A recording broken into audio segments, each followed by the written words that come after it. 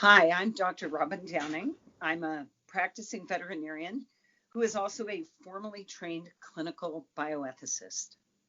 What? So that's the part. I knew you were a veterinarian. I know you've been working on the bioethics stuff. Would you explain when somebody asks you bioethics, what's that? What is your elevator pitch about bioethics? So clinical bioethics is that discipline that helps to guide ethical decision-making at the bedside in the healthcare world.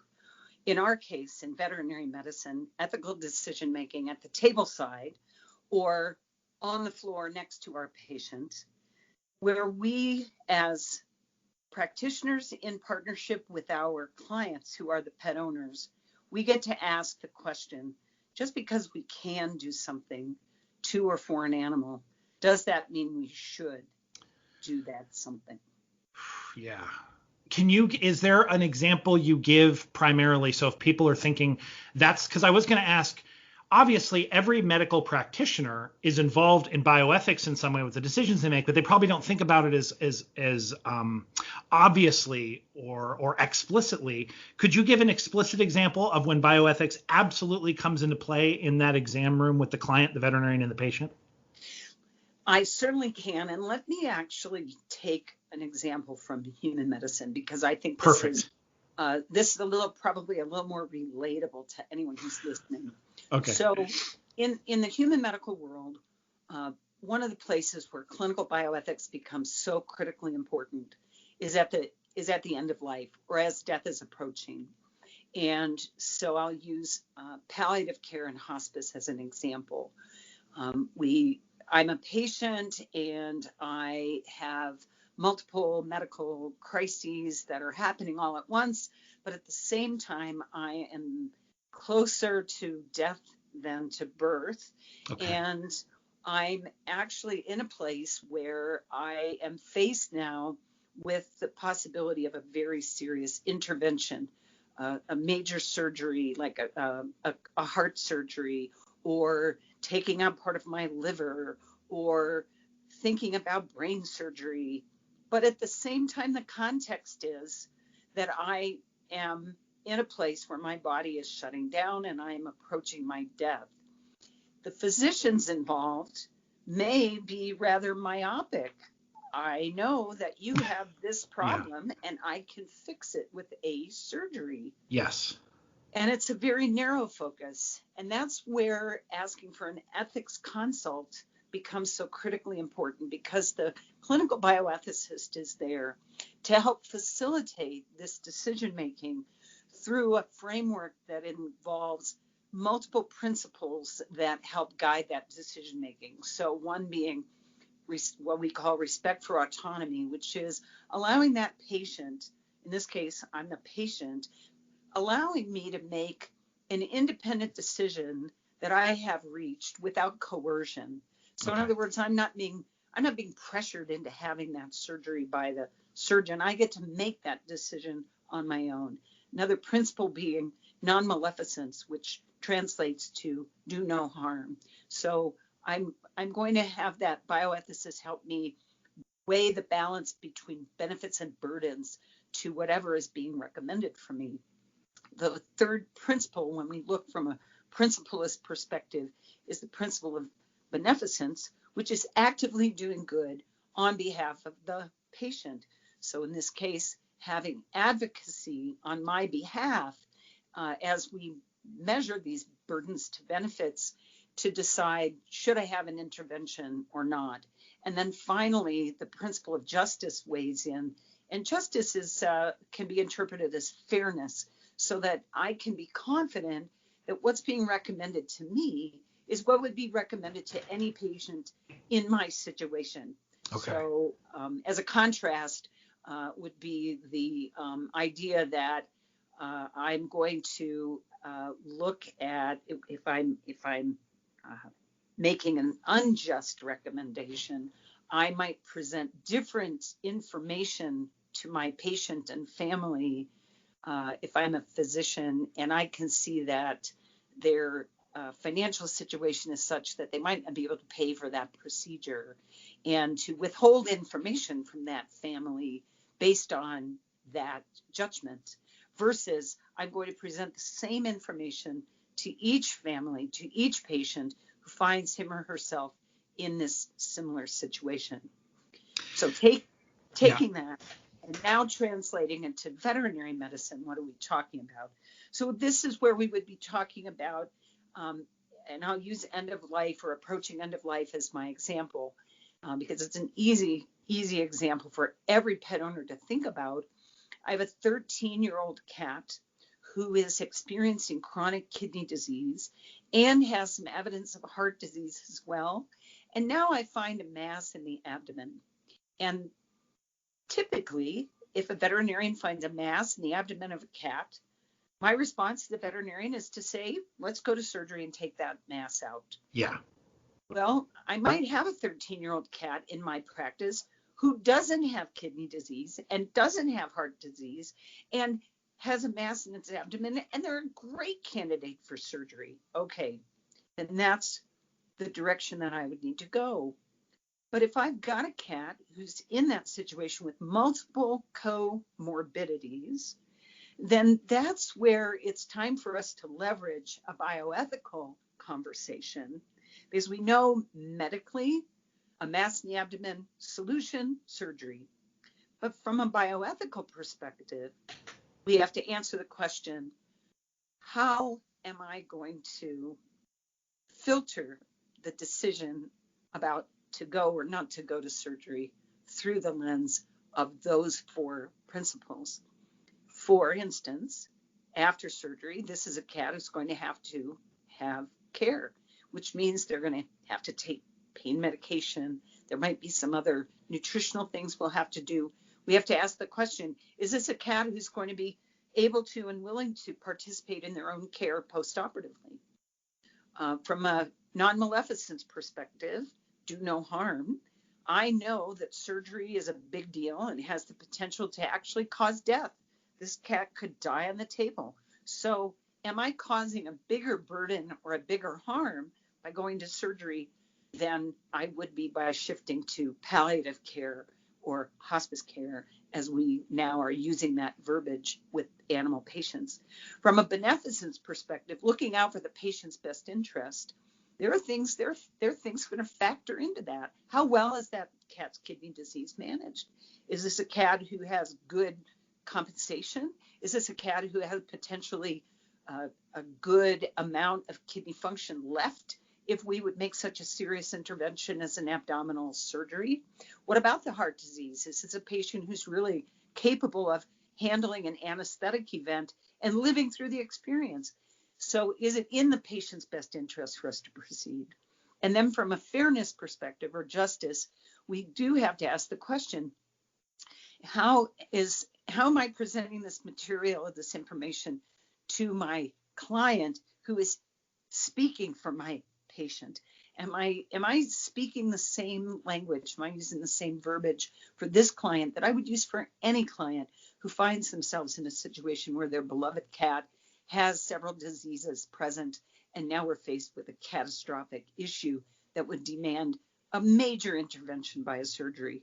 And these are just guideposts that we in veterinary medicine, we've not had these formal guideposts presented to us in this kind of a way. And that's one of the reasons why, quite frankly, I was really driven and called to pursue this discipline we call clinical bioethics.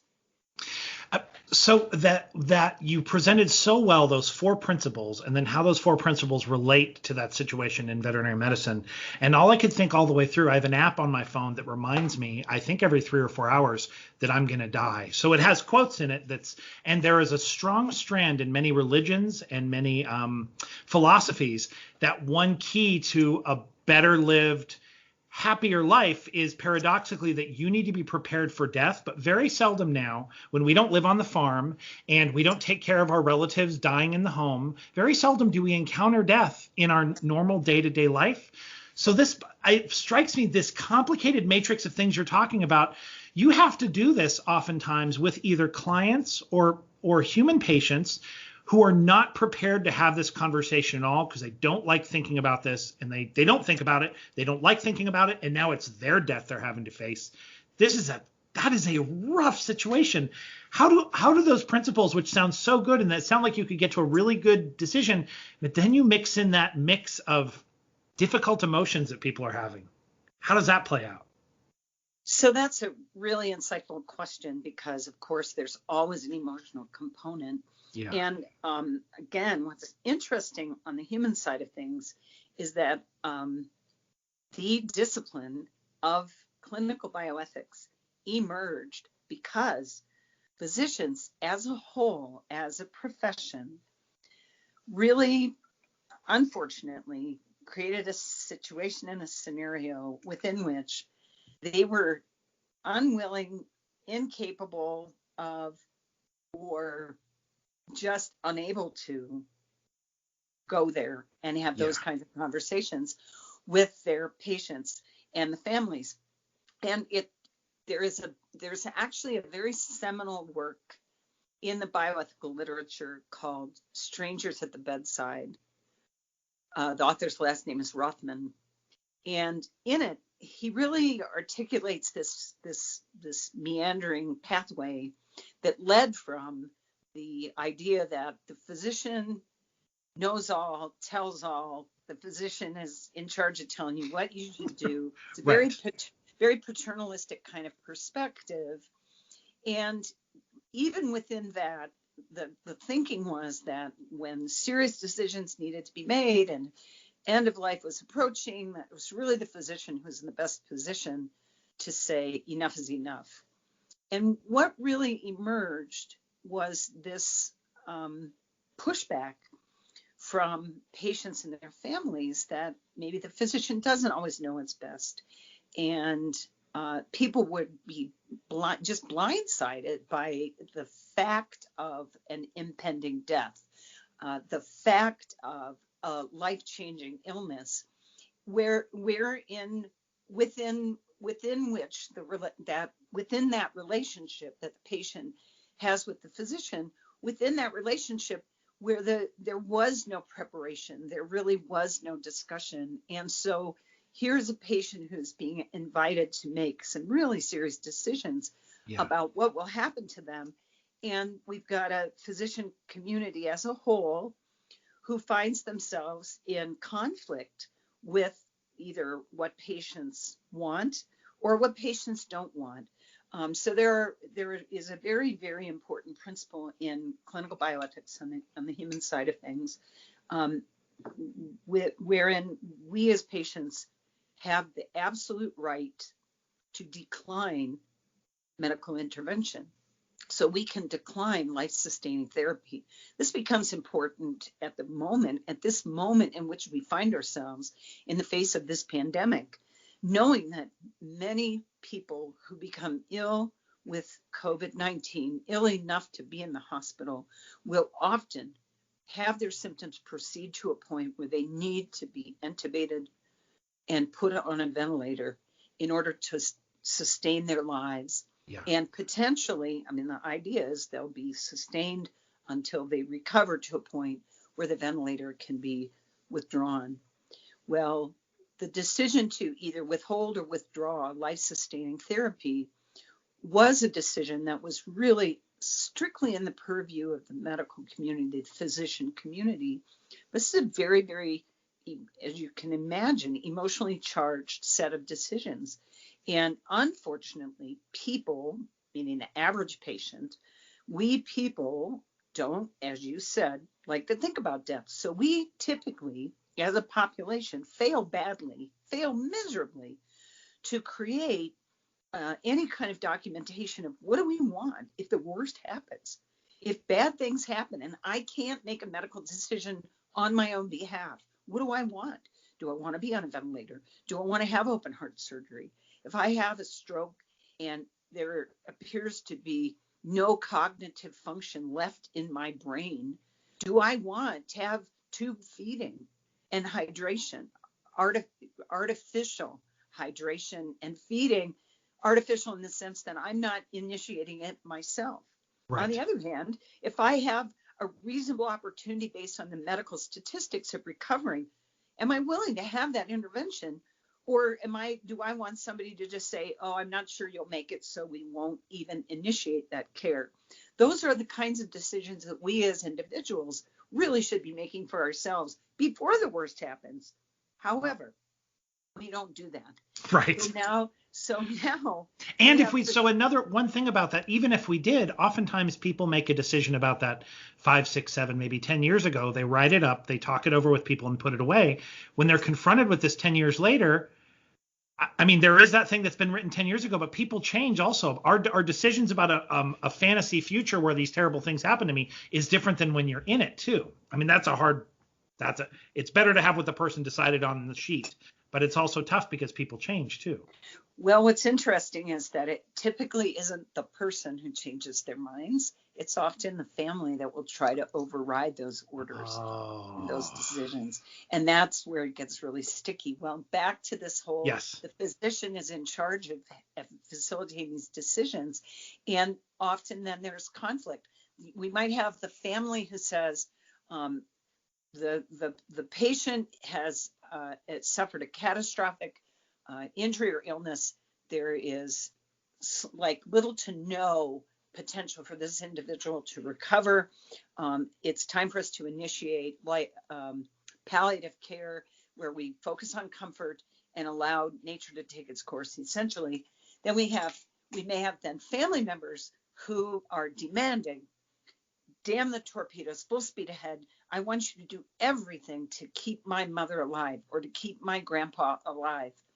And herein then can emerge a conflict where the physician understands that, no, we really aren't going to get the outcome you desire. So we need to stop now. Enough is enough. And the family is in complete opposition to that. That's a situation where a clinical bioethicist would be called in to help facilitate the decision making. Hence the term stranger at the bedside. That bioethicist isn't the primary care physician. That bioethicist isn't a family member. That bioethicist is probably the best way to describe it as a disinterested third party, not uninterested. That's a very important distinction, but disinterested, meaning I do not have a vested interest in either way this decision goes. And that's really at the heart of being an effective clinical bioethicist. Well, now I really love twice you've pushed back on this idea that the problem is with the patient, what the patient wants. If I'm reading correctly, it sounds like maybe the things you've thought about through your career with clients and patients and the things you've read and experienced in the human medical world, it sounds like if you give a client or a patient the right information at the right time, even though it's a tough decision, they oftentimes make quote unquote what that person would consider the right decision. They know what they want. If they're given enough information, they eventually know what they want. Does that sound true? So it's so interesting that you have expressed that particular insight, because I know practicing bioethicists who tell me that in large parts, many of the situations wherein there is a derailed set of decisions on behalf of a patient, that in many situations, not every, but many, that it really is a failure of communication.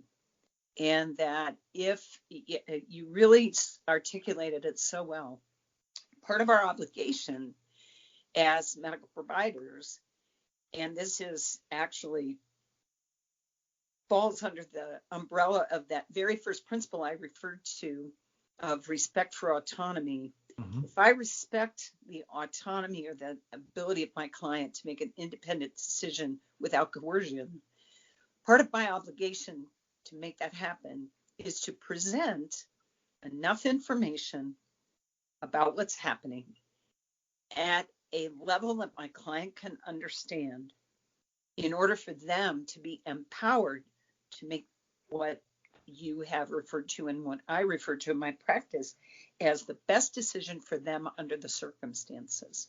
Okay. And that's really at the heart of any bioethical interaction. And here is where in our profession, in the veterinary profession, we do this in large measure without thinking about it. We know that our patients are going to die. We know that we take care of our patients. We're the only medical profession on the planet that does this. We take care of our patients from womb to tomb, from cradle to grave. So we see the entire arc of life. And so consciously or unconsciously, we actually do facilitate these kinds of decisions. Where I really see a formal approach through the lens of clinical bioethics making a difference in veterinary medicine is in the situation we find ourselves now, where our access to technology has exploded. I've been in practice 34 years, and I never dreamed 34 years ago about the kinds of things that are considered everyday occurrences in veterinary medicine at this moment. For instance, there was a dog right here at Colorado State University who underwent a heart valve replacement using TAVR technology. That's the entry into the vasculature of the arm instead of cracking open the chest to replace a heart valve. This is crazy. It's crazy to think that we would be able to do this in veterinary medicine in animal patients. And yet we have that as an option. Something else that 34 years ago, as I came out of school, I never would have dreamed we would even be having a conversation about is the transplantation of healthy kidneys into cats who are at the end stage of kidney disease. And yet there are two programs that I'm aware of where this is something that this is done. It's a thing to actually take a healthy kidney from a healthy cat and transplant it into a cat whose kidneys have ceased to function. Well, okay, it's great that we can do that, but how do we make the decision that this is the right patient, this is the right procedure, and this is the right time for this to happen? That's where our profession, the veterinary profession, really has not enjoyed the formality of a framework within which to start to ask the hard question. Just because we can transplant that kidney into a cat with dead kidneys, does that mean we should? Just because we can replace a heart valve through the front leg of the dog, does that mean we should? Just because we can take out the spleen of a dog who is dealing with other diseases, does that mean we should? These are the kinds of questions that we are faced with as veterinarians on a regular basis. But now that our technology has changed, now that our technology has advanced so that we have access to things we never dreamed we'd have access to 15 years ago, now all of a sudden the decision to proceed is a far more complex decision. And here's where a language, a framework, a vocabulary of dialogue with a client that is structured along these lines of weighing benefits to burdens, of understanding what's the patient's role in all of this, of understanding where's the fairness in this. Is this affordable? Is this a kind of a strategy whereby the family is now going to have to make a decision between feeding their children and proceeding with a procedure for their pet? These are difficult and murky waters, and here's where a bioethical framework can really make a difference. Do those questions, I really wanted to talk a little bit about that money issue, because I know that enters into things heavily in human medicine where things are inequitable because certain people, because of the resources, have better access to care, and they have so that happens. And we know that happens in the veterinary world too, because if you can afford all the best care at your veterinarian, then your pet could very well lead a happier, healthier life. How often is money, how much money the patient has, how much money the client has, how does that wade into it? Some veterinarians say that's not my concern at all. I can't live my life if I'm concerned about whether this person can afford the medical care that I feel should be offered. How do you wade into that? So first of all, I think it's a complete abdication of responsibility for anybody to say that. Don't put too soft a point on it now, Robin. Complete abdication of of our responsibility for us to say, I have to proceed where I can't pay attention to what the client can and cannot afford. Okay, to take that approach is abdication. Now, there's a more nuanced approach, which is we have an obligation to the patient and to the client to present what is, in our medical opinion, based on medical fact and the patient's context, what is the best next step. Okay. And then it becomes client's opportunity to then allow us to know what they can and cannot afford. So I can't just say, we need to do X, and that's the end of the conversation. I have a responsibility and an obligation, both to my patient and my client, to engage in a dialogue to better understand what can the client afford. What can they afford? What can they do? What can't they do? That's part of my obligation as a veterinarian. That said, one of the situations we run into in veterinary medicine that isn't so common, I don't think, in human medicine from a money standpoint, is that, and I hear this from my colleagues who teach in a tertiary care facility like a veterinary school, where they will actually hear things like the development director of the university comes to me as an anesthesiologist and tells me that I'm going to be taking care of a dog who belongs to a major donor to this facility. So I should take better care of that dog than I would take care of anybody else's dog. Yeah. That is a clear bioethical violation. I mean, that's just like unconscionable, but it happens. We also have the situation in a tertiary care facility, and this comes from feedback I've had from colleagues in a veterinary school scenario, where you have a client who has literally unlimited monetary resources, and their attitude is, I want you to do everything for my cat or my dog, and the sky's the limit. I don't care what it costs. I want you to do all of those things. Now we're in that situation where the family in the human setting is saying to the physician, yes, I want you to do everything to keep grandma alive, no matter what you think the outcome is going to be. So there's where there's a situation on the veterinary side.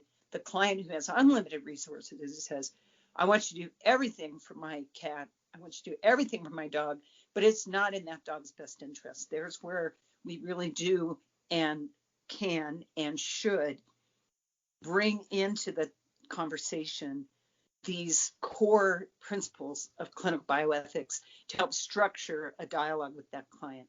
Now I want to look a little bit at the flip side of that. Okay. So I have a client. Yeah, the more common situation is not that the person comes in and says, I have unlimited funds. I can do everything. Exactly. Yeah.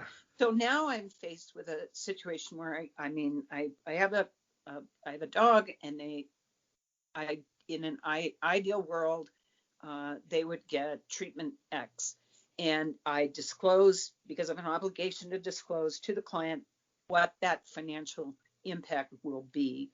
And this is where dialogue becomes important. And this is where our communication skills, which are learned skills, we have an obligation to learn those skills, to enter into a dialogue with that client so that I can better understand, is this achievable by them?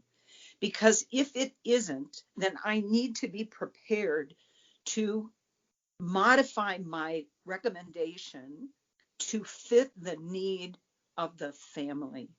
And it may be fit the need of the patient. I may have a patient who would be a terrible candidate for having a major orthopedic procedure because they have major orthopedic issues in other joints. Mm-hmm. I may have a dog who has a ruptured intervertebral disc at one level, but it turns out that they have several discs at several levels that have ruptured.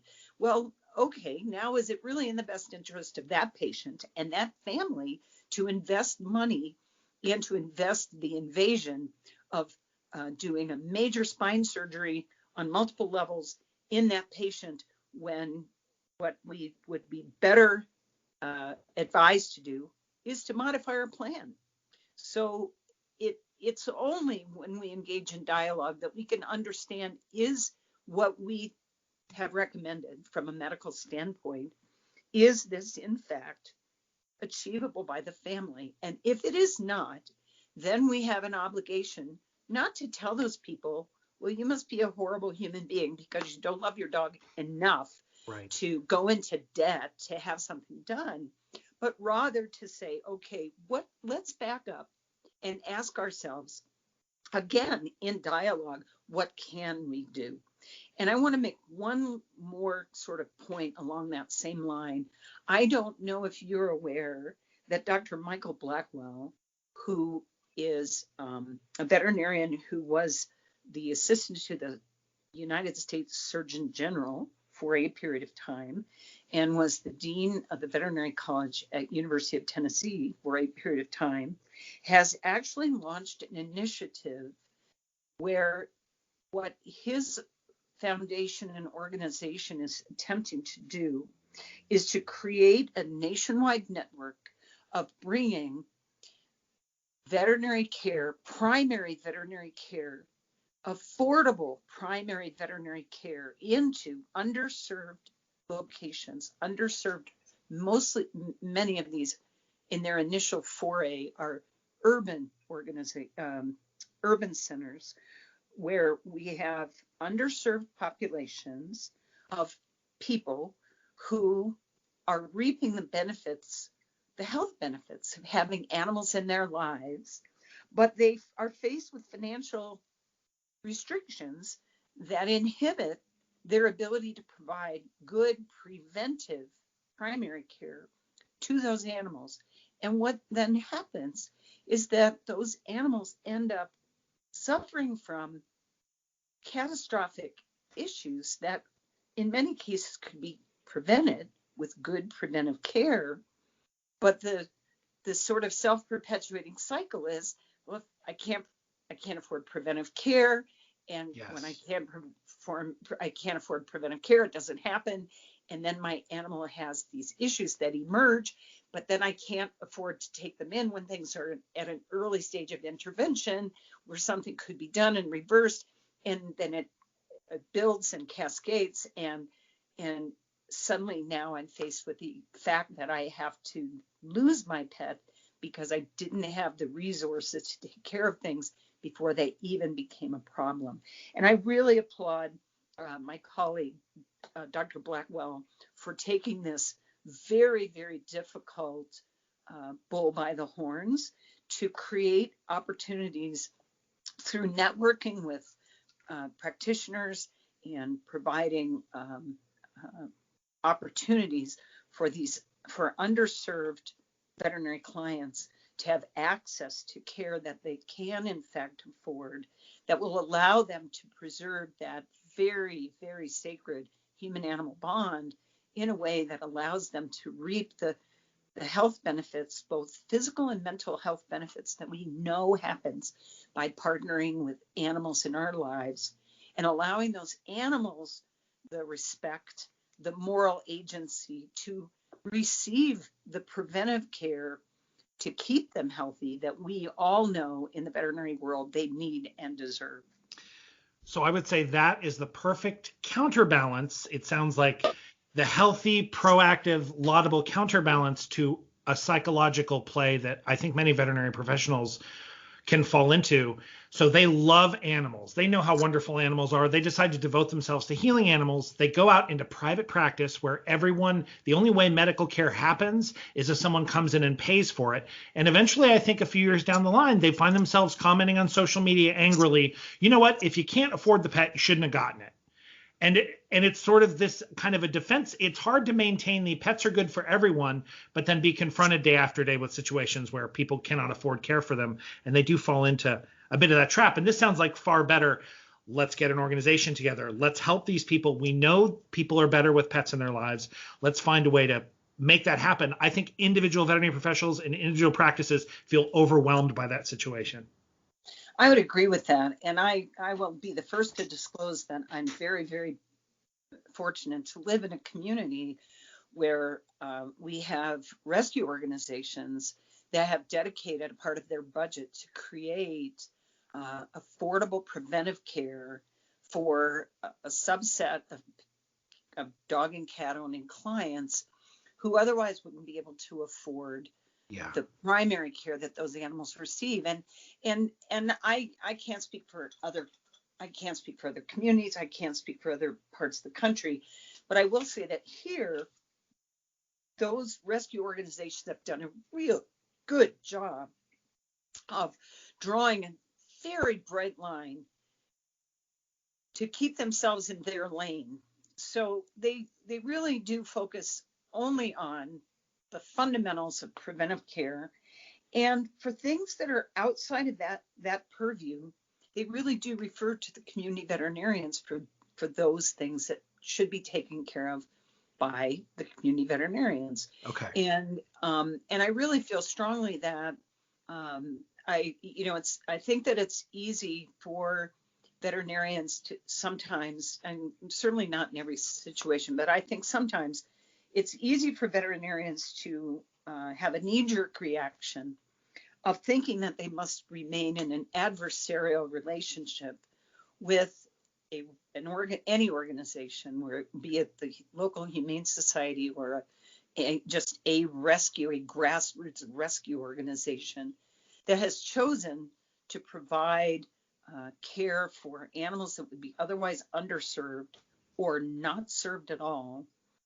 And instead of having that adversarial relationship, I really feel like we as a profession owe it to ourselves, we owe it to our clients, we owe it to the patients that we would otherwise not see, to create more of a collaborative relationship with those organizations, so that, I mean, we all want the same thing.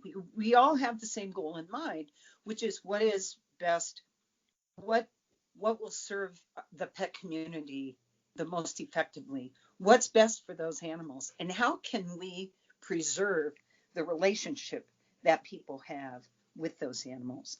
And that really then circles me back to this issue of clinical bioethics, and why I think it's important to create a language, a vocabulary, and a framework for the veterinary practicing, for the practice segment of veterinary medicine. So I'm not talking about research, and I'm not talking about academia. I'm really talking about the grassroots, boots on the ground veterinarian, to be able to have a kind of a collaborative dialogue, be it with the family of a pet that needs care, be it with a local organization that is trying to augment what the veterinary community is able to provide by providing care in a low-cost setting. Doesn't matter.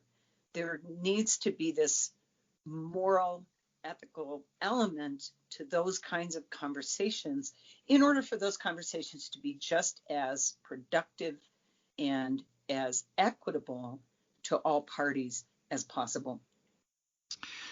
So obviously, the idea of ethics in veterinary medicine is it's always there. It's always dealt with in some way. But the kind of emphasis that your thinking and your work has, the kind of emphasis you've put into that, what do people in or outside of the veterinary community, what kind of reactions have you had to when you say, I'm studying clinical bioethics? Are people puzzled? Do they say what reactions do you get? What an interesting question. So I've had responses all the way from what the hell is that to what does that have to do with me, to oh my God, please tell me more. It's been kind of like all over the map. Many times when I begin to speak about applying the principles and practices of clinical bioethics to clinical veterinary practice, oftentimes, and now I'm speaking about people outside of veterinary medicine, often I will have someone say to me, well, I thought you already did that. Kind of a, I thought that was already a part of what you do. I've even heard that from some people within veterinary medicine. Well, we're already doing that.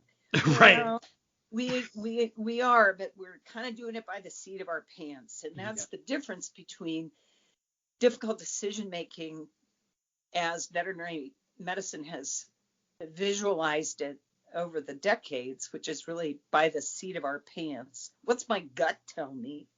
As opposed to the context of clinical bioethics, which is to provide a rather formal framework for us to make those decisions. I have had, I've in fact just been approached by a foundation to consider participation in this foundation, in part as a veterinarian as a practicing veterinarian in primary care and in really boots on the ground medicine, but interestingly enough, also in the capacity of a clinical bioethicist with veterinary experience. So a clinical bioethicist within the veterinary context, because this particular foundation funds research and they want to expand their research reach into the private sector. In other words, into everyday medicine, everyday context, versus only funding research in a tertiary care facility like a veterinary school. Right. Well, there's going to have to be attention paid to how patients will be treated during a research project, how clients will be informed during a research project. These are all, those are aspects of veterinary medicine that really are bioethical in nature, and we don't have we don't do that. If there's a research project that's going to happen at a veterinary school, there is an institutional animal care and use committee, the IACUC, and they go to that IACUC just like in a human research setting. They have IRBs, institutional review boards, that make sure that the protocol is appropriate, that the animals are taken. The IACUC in this case looks at how the research is done, how the animals are housed, how they're fed, how they're watered, how often will they be handled, what will their environmental enrichment be, will the procedure be invasive or non-invasive, how often are they handled. Those kinds of questions are the questions that are examined by an IACUC. Well, in a clinical practice setting, the research considerations are quite different, because we're talking about animals that are owned by families. They have, in this case, they're hoping to do some research into what we veterinarians would consider run-of-the-mill, bread and butter kinds of issues, whether it's periodontal disease or ear disease or skin disease, doesn't much matter. These are everyday occurrences. These are not the kinds of conditions that are getting a lot of attention in the tertiary care facilities for research purposes, because frankly, they don't see those patients. Right. They don't see a patient with chronic ear disease unless that animal has such chronic ear disease that it goes into their middle ear, and now we really need to see the specialist. They don't typically see periodontal disease before it becomes some massive catastrophe that is going to take the board certified veterinary dentist at the veterinary school 4 hours to deal with. They don't see those things, but yet these are the common things about which we don't have maybe all the information we should have, and research would be really useful. Well, okay, how are we going to conduct that research ethically? And this is actually an area or a direction that I have to say I didn't really anticipate that anyone would come to me and ask, would you be willing to serve in this capacity? Because frankly, I hadn't thought about it. And now that I've had that conversation, it seems a pretty natural step for me to take, and to expand my own knowledge enough that I can, in turn, I mean, let's face it, my long-term strategy is to be able to put into place a mechanism for others to be able to teach other people about this, to be able to teach other practitioners and people entering the veterinary profession about the application of clinical bioethics to clinical veterinary medicine.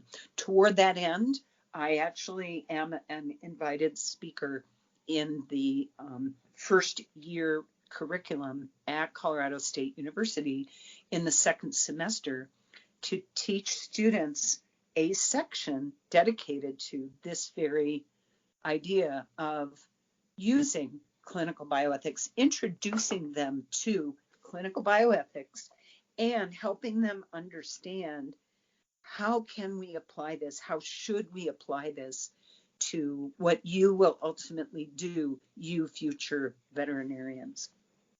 It sounds like you have looked for ways to be helpful with this bioethics. Something you were curious about, but also how am I going to translate this and how am I going to put this to use? Who has helped you on your journey along this path studying bioethics? So a couple of people deserve a by name. Yeah. One is Dr. James Giordano, who's currently involved with the Center for Clinical Bioethics, the Pellegrino Center for Clinical Bioethics at the Georgetown University Medical Center.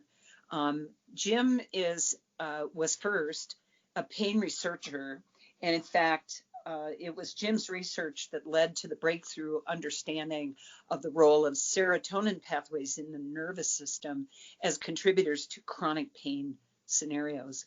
And Jim, as a researcher, how he tells his own story is he woke up one day and said, I can no longer do animal research. I can no longer subject animals to these experiments. I need to become a clinical bioethicist. And that started his path. Well, he and I crossed paths. Now it's been close to 20 years ago. And his passion about bioethics and his passion about pain medicine really helped propel me toward this study that I've undertaken. Couple that with a good friend of mine who was a client of mine, Dr. Patty Mayer, who was in her first life a rheumatologist and then became a clinical bioethicist, who went on to be board certified in hospice and palliative care. And it was really Dr. Mayer's influence when she was the medical director overseeing the hospice where my mother died. I had the privilege of serving as my mother's medical advocate during the final almost 2 weeks of her life when she was in an in-hospital hospice unit with end-stage ovarian cancer. And it was Dr. Mayer who allowed me to really collaborate with her and with the hospice nurses to help my mother achieve the goal that my mother articulated to me, which was to be comfortable and lucid at the same time. And so we navigated the minefield of her pain experience as she was on her dying path. And it was in conversation with Patty Mayer during that time that, again, kind of contributed to this spark that has burst into the flame of my pursuit of bioethics. And then finally, the third person that I would say has been just a terrific partner in my learning and in encouraging me is Dr. Peter Hellier, who is a pain expert and a boarded professor of anesthesia at Colorado State University. And when I first began considering the formal pursuit of clinical bioethics, Pete was solidly in my corner and really articulated to me and reinforced my impression that my profession really needs this kind of guidance and formal framework. He really reinforced that to me. As I've come down this path and as I finished my master's, one other person that I want to mention is Professor Rosamond Rhodes, who is a clinical bioethicist in the Mount Sinai system in New York. And she was an instructor in my master's program. But Rosamond is really an amazing woman in that she has spent most of the last 30 years answering the question, who gets the liver? Who gets the kidney? Her area of expertise is social justice, the allocation of scarce resources, and she also has just published a new book identifying that the ethics of medicine is really its own unique discipline. And she is someone who has taken me under her wing and said to me on more than one occasion that what I am doing in my effort, my attempt to create this dialogue, to create this vocabulary, to create this framework within veterinary medicine to parallel what's done in human medicine, that this is important work to be done. It's easy for me to think it's important because I can be just as myopic as the next guy, and to think that of course the universe revolves right around me. But she really, as someone who's done this now for decades and is known internationally and is really a giant in her field, for her to be able to look objectively as an outsider on my profession and to say, clearly your profession has changed enough that this is important work. I'm humbled by her support, but I'm also encouraged by her support as well. And one last thing that if I don't say this, I'll get in such trouble. I could not do this. I mean, I could not be engaged in doing this work were it not for the absolute unconditional support of my wife, Sharon, and the fact that she has always seen things in me, what potential for things that I can make happen beyond that which I am able to see myself. And she has been absolutely unconditional in her support of my pursuit of this discipline, clinical bioethics, with the intention of making a difference in the veterinary profession for a good way to help the patients to help our patients and the people who love them. Well, I remember when I first got involved in the veterinary community, one of my first favorite books was Bernie Rollins' book about veterinary medical ethics. I loved that thing, and then got to talk to him. And there was this long lull where people weren't talking about ethics. And then because I knew you because of the work we'd done on magazines and websites, you said you were getting into this. And I was so excited. And then when you shared your paper with me, I was super excited to read it from beginning to end and translate some of that into something for the folks in the profession. I loved it. So I really appreciate you sharing all this. Your journey has been really exciting, and I'm always very both intellectually and kind of emotionally curious in all this stuff. So I appreciate your sharing. It's really my pleasure, and you've given me a great opportunity and a good platform, and I am honored to participate in your podcast. This is Dr. Robin Downing, and she gets me really excited about clinical bioethics.